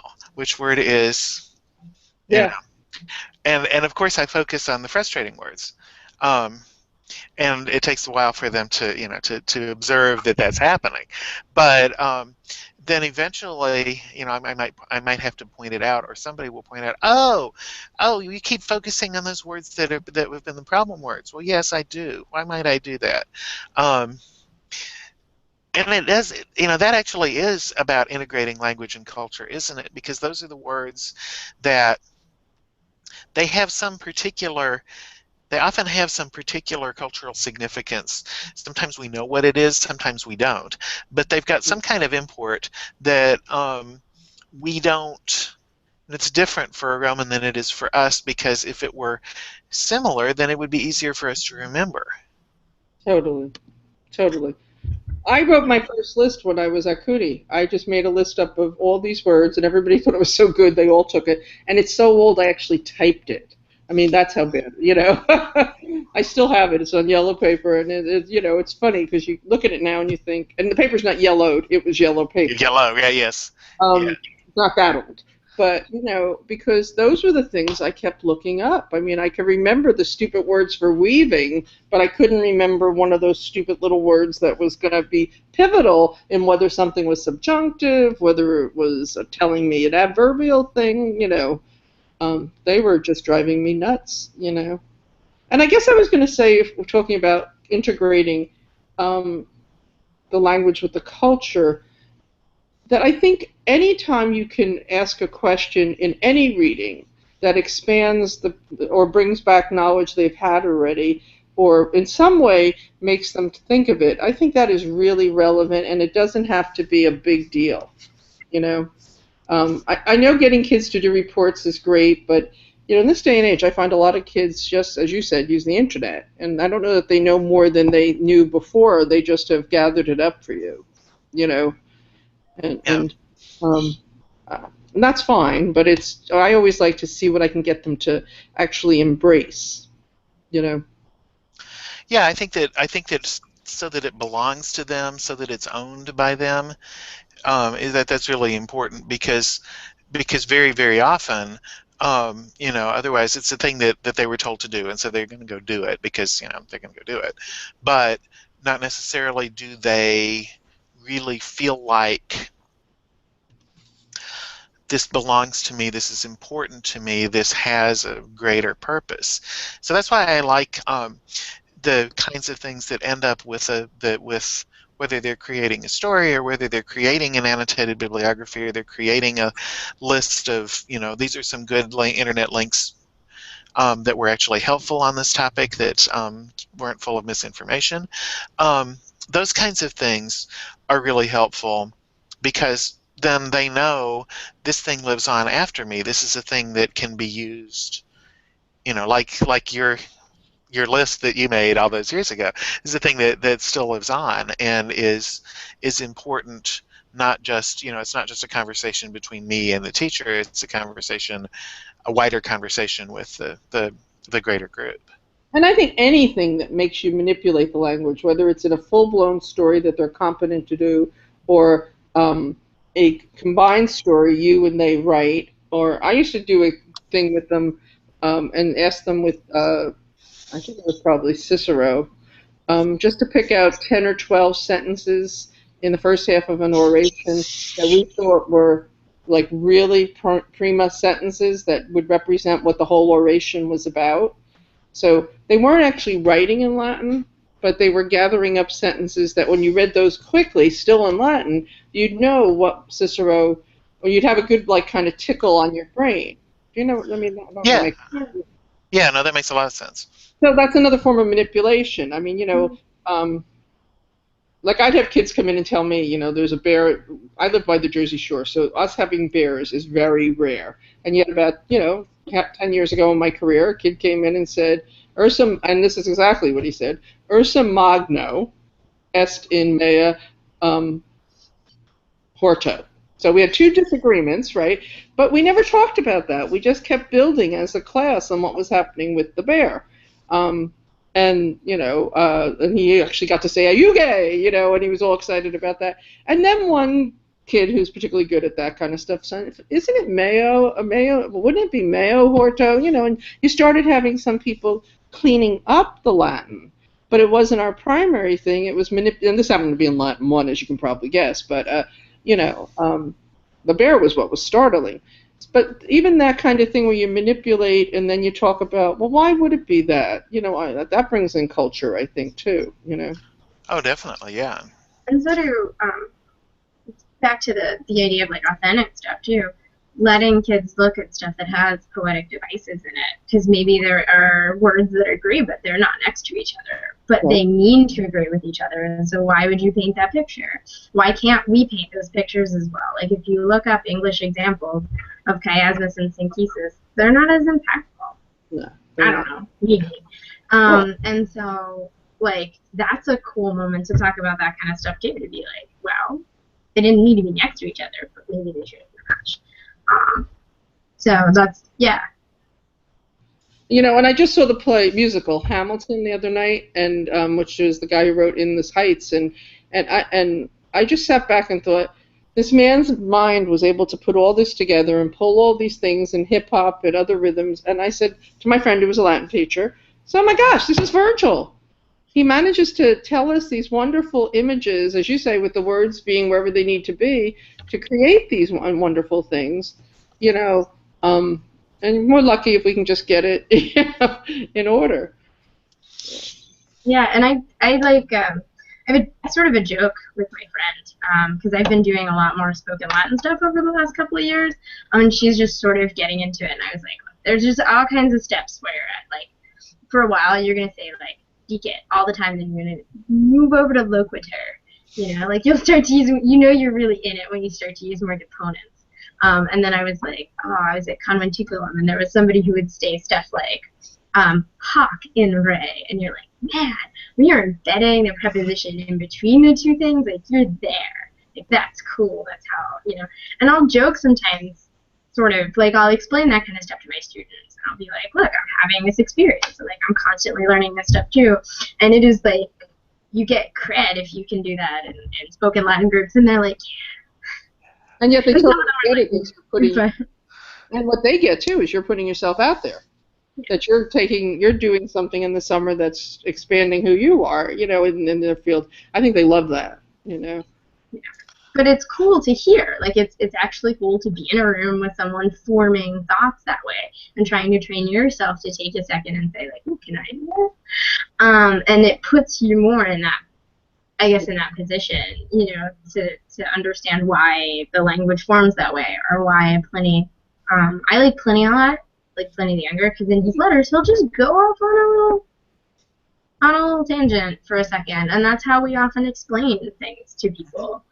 I like plays too, because it shows you that they didn't always follow their own rules. Yeah. And that spoken Latin was probably not. I'm not in disagreement to the current stuff, but just for the kids, that spoken Latin was probably a big mess compared to, you know. And actually, some of my kids didn't like it for that reason, because all their rules didn't quite work, you know. Yeah. This as far as resources go, there's this guy too. It's called Essential Latin. And I was thinking of it as we were talking. It's got a gray cover. It's by. I can put this all in a Google Doc, or the two things. Oh, that would be wonderful. Yes. On a Google Doc. But I got a free examination copy, and I'll take free any books. We talk about that. But I'm not proud. thematically arranged too. And there's religion. There's leisure. It's really there's interactions with Greece. There's one on Cicero.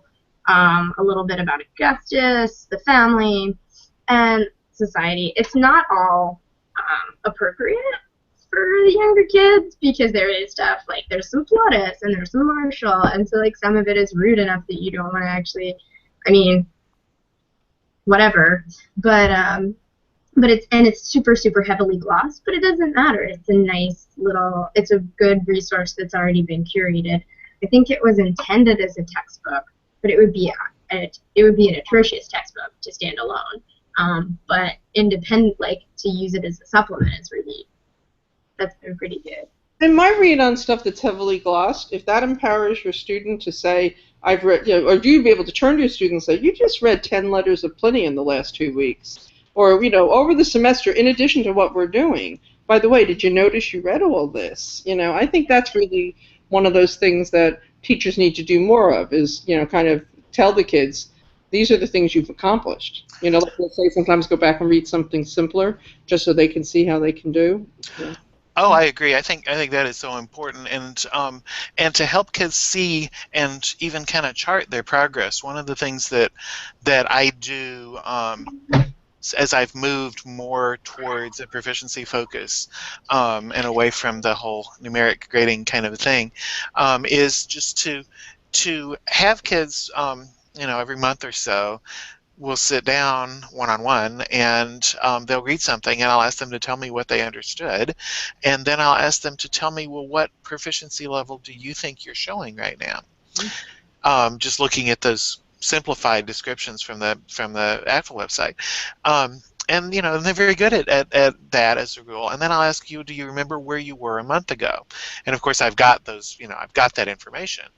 And we can pull it up and I can say, you know, a month ago you were kind of tentatively at a novice mid-range because you were starting to understand, you know, words and phrases. Well, now look, you know, you got words, phrases, sentences, and you got the main idea of this other part, and you didn't have to kind of exactly translate it. So look what you can do. And it's so important and so validating, I think, for kids as language learners.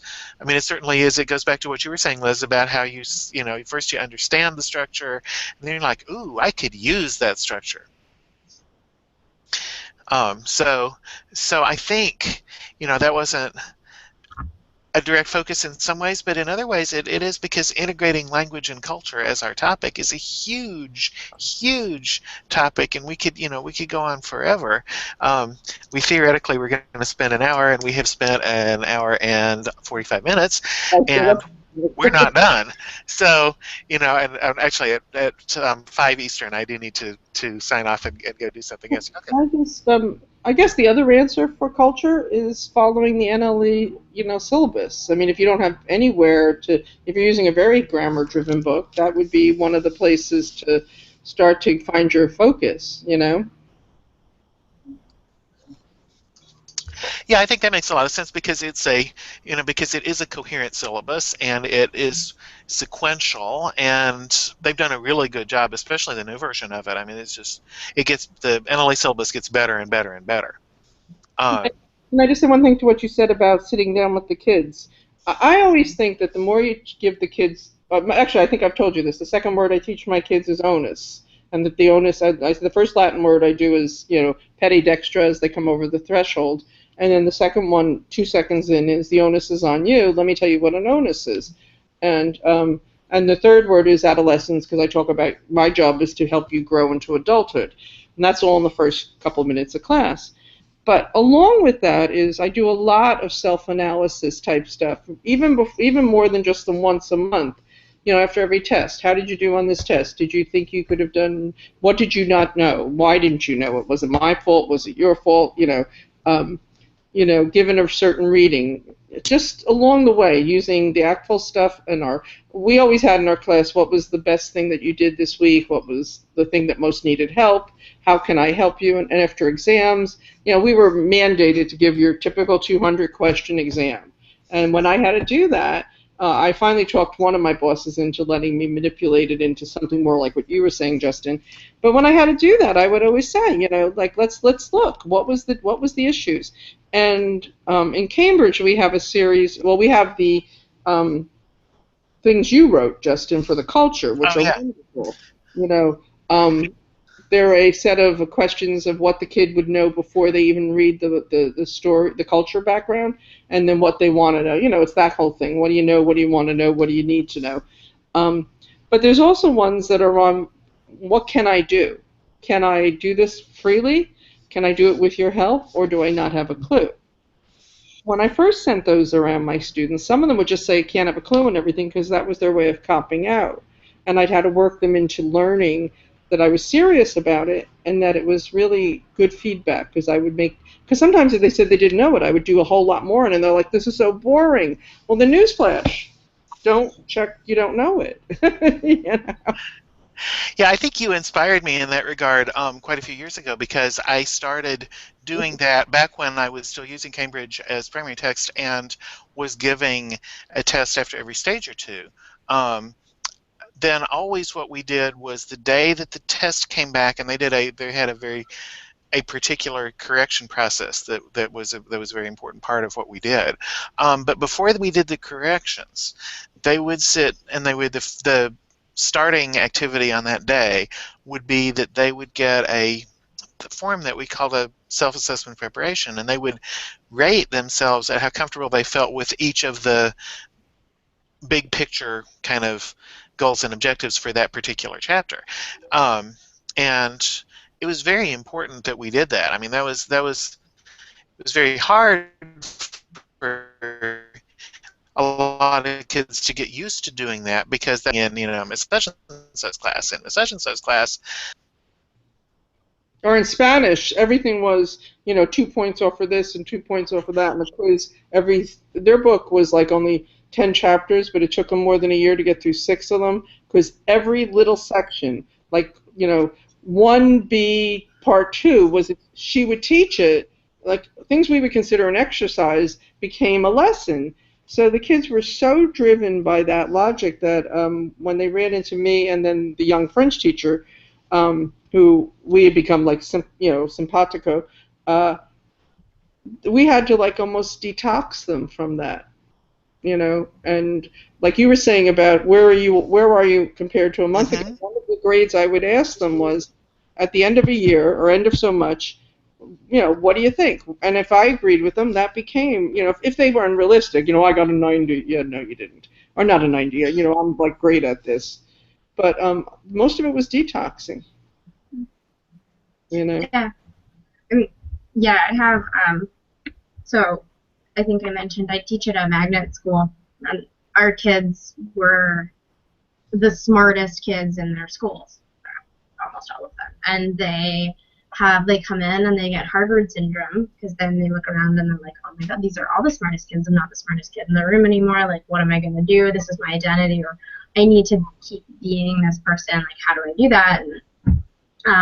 And so there's a lot of pressure on them, and they might not necessarily feel it they need to do well at Latin or whatever, but they need to do well numerically. And so there's this, it's very hard to break kids of that, especially when they tie a lot of their identity into their grade. It's not just, I need to get an A because my parents said so.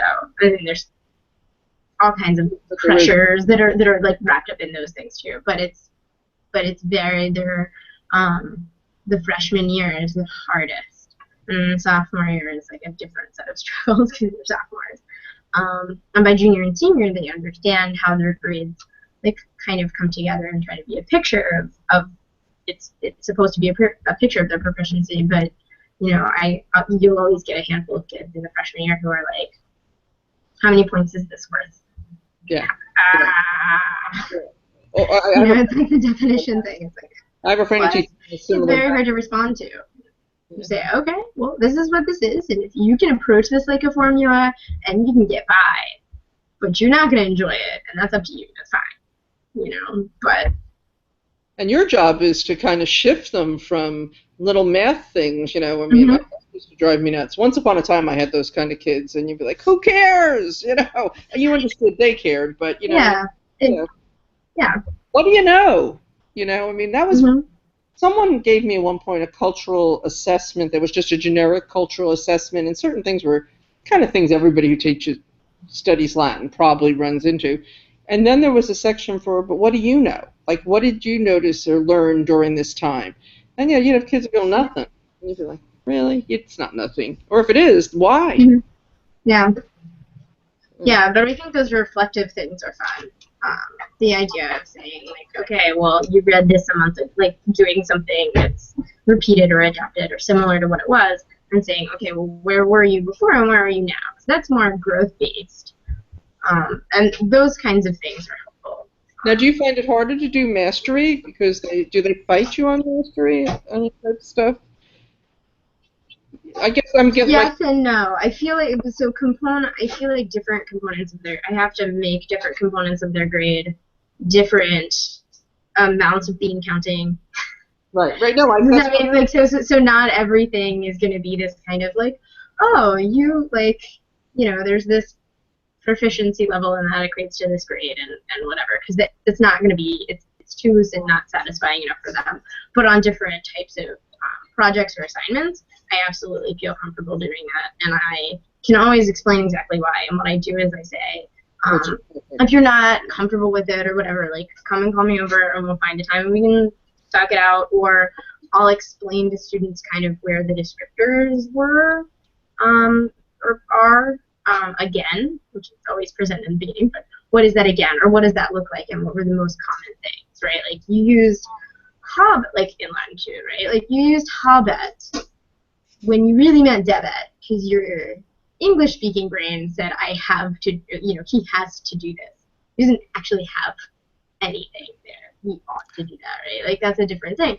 But that might be a common enough mistake that I say, okay, well, this is teachable, let's go review it. Or we've done this enough that that's part of your proficiency, and so you can't keep doing that, you know, and that will sort of take you down a notch, because a Roman wouldn't know what you need. Yeah. Right, and I mean, that's the thing. The really important thing is the question of, would a Roman or a person with whom the only language you share is Latin, would they be able to understand you in that moment? Because, you know, that is the thing. I mean, Rose Williams' story, if you've ever talked to Rose about the time that she was on the tour in Poland and ended up in the hospital with a stomach thing, and fortunately the doctor thought he spoke English. He did not, but he did speak quite passable Latin, and that's how they communicated, was in sort of a pastiche of Latin and a little bit of English and maybe some German. There you go. Latin in the real world. And then it doesn't matter what your syntax is. You're just going to try to get it out there, you know. That one thing I always loved, I don't know if it was Crash, and somebody said at the beginning of all this oral Latin stuff, or actually just with all language, you know, we want to say it's a lovely French door, but if we say the hole in the wall, sometimes that's good enough. I walk through the hole in the wall, you know, in the right setting, somebody's going to figure it out. But that's the difference between a Latin 1 and a Latin 3 or 4. Yeah, and it speaks to that whole issue again of proficiency, and if you show kids, one of the things that the world language coordinator in the district that I taught in for a long time did, she made this beautiful poster of this is what there was sort of metaphors for the different levels of proficiency, that the novice low to mid is parrot because really all they can do is repeat back what and then the next step was the survivor, and she had this great graphic of the person on the desert island trying to communicate. They were beautiful. Of course, I thought they were great, and the three other people who understood how proficiency works thought they were great, and then the folks, the Spanish and French teachers who were still doing grammar exercises in the book, they had no idea what to do, so they just sort of stopped. And I think they put the posters up because they knew that Carmen was going to come see them at some point, and they didn't want to be sad, and they didn't want her to fuss because.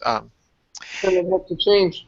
Yeah, well, and because she's from Puerto Rico and she is pretty good at fussing when she needs to, but unfortunately they didn't want to change, and I do think that issue of being willing to change, that's really important. I'm looking at the time, and we've got about 8 minutes left until I've got to go do another thing.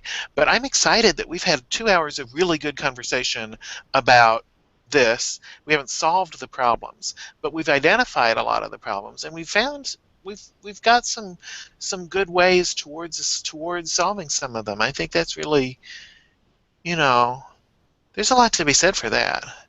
Well, let's put it on the list. I think all this conversation and activity and studying is just such a tribute to classics teachers. We're just an amazing group of people. Oh, absolutely. Yeah, I'm right there with you. To talk about constantly. Yeah. Well, is that it, Esther? Well, I don't know. I is there actually should anything get else? going. But Yeah, I think I should too. Is there anything else that should be said before we leave? Oh, I have one thought. Liz, when you make that document, will you put a can view link to it on the event page for this so that people can? yes, I will make it. See Yeah, I'll make it publicly link shareable, and then I'll just send you the link, and you can Send me the link and I'll put it. share Okay. it as widely. Yeah, but I mean, I'm just gonna make the bare bones of the doc, and I'm gonna let you guys all have editing privileges, and that way. I wasn't here yet. What was the doc? I was just gonna put out the ISBN numbers and stuff for the 2 books that I talked about. And then we can go from there, maybe. I know on the list too, people said that after we did the one on books you should read that were, about management, that they wanted to do the same thing with books you should have for classics. I just figured maybe we'd wait a few days, so that would be also a place to list that. Yeah, I I was think thinking I could add that to the post at the top of the page on Facebook. I could, like we have the list of all of the websites that people like. I was going to try to compile those once people have gotten more together. Oh, that sounds good. Yeah. That sounds really good. Okay, well, if you can come tomorrow, we will I'll attempt to summarize what we said today. If anybody isn't going to be here tomorrow and wouldn't mind trying to summarize like 5 really good thoughts that we had from today for people who don't want to watch all 2 hours of video, that would be amazing. But otherwise, I'll put together a brief summary. And for the benefit of the people that weren't there, if you want to be here tomorrow too, that would be fantastic. Spread the word to other folks, and then the other thing that I'll do is I'll put the invitation can join the Hangout link on the Facebook group too, as well as in the other places, and that should help with people wanting to join and not being able to. I know somebody had asked about one during the week, so you might want to look. Oh yeah, no, I would love to schedule them during the week if people will tell me a good time. What I envision, really honestly, what I envision coming from this in the end is like different groups that meet at different times that different people facilitate on different topics, and that they end up that there's some that are just sort of about conversation, but that there's some that really are focused on making something, and that at the end they come out with a thing. That's kind of like I I don't know the Japanese word, but you know, the lesson study thing where they develop the lesson over time, or the resource over time, and then all the teachers that were involved in it end up publishing it together. Yeah. I think that you know, I know less than nothing about the Japanese educational system, but I read this book about that, and it was like, oh, that makes sense to me. That's the missing piece between all the, you know, sort of theoretical stuff that gets published in education, and all the research that gets published, and all the sort of practical, hands-on tidbit type, you know, do this in this context stuff that gets published. But the missing piece is sort of here's a sequence of activities or a sequence of lessons that we've tested in an actual classroom with actual kids, and this is how it worked. Yeah. And so I really love the idea of, you know, seeing if we could move in that direction. As a profession, can we lead, you know, as classes, can we lead the teaching profession in that way? But you know, I'll say more about that another day. Meanwhile, thank you guys so much for coming and for being here for so long. And I'm going to say walete to our watching audience, and I'm going to stop the broadcast now.